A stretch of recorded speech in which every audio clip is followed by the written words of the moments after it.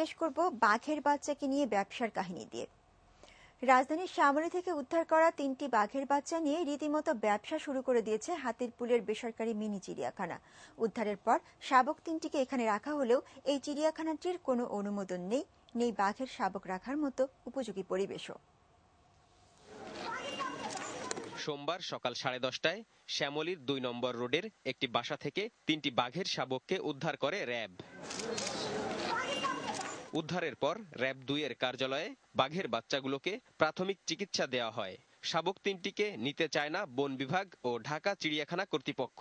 বন বিভাগে ঢাকার আশেপাশে কোনো উপযুক্ত ডাক্তার যিনি তার চিকিৎসা করতে পারবেন এগুলোর পাওয়া যায়নি।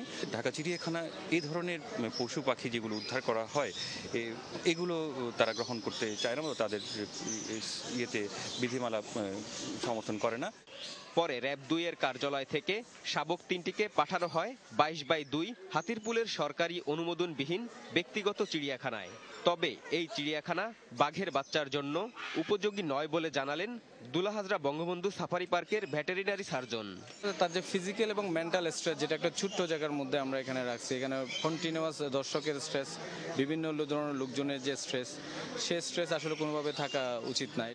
এখানে আনার পর থেকেই চিড়িয়াখানা কর্তৃপক্ষ লিফলেট বিলিয়ে বাঘের বাচ্চা দেখার বিনিময়ে সাধারণ মানুষের নিকট থেকে অর্থ আদায় করছে। টিকিট 50 টাকা করে। বাঘ দেখার জন্য টিকিট কেটে রাখতে হচ্ছে 50 টাকা। এটিএন নিউজের ক্যামেরা এই অর্থ লেনদেনের ছবি তুলতে গেলে সেখানকার মালিক ও কর্মচারীরা বাধা দেয়। 57,000 তাদের বেতন আছে, পাখি প্রতিদিন 10,000 টাকা খায়। রইচুদ্দিন রুমেল, এটিএন নিউজ, হাতিরপুল, ঢাকা।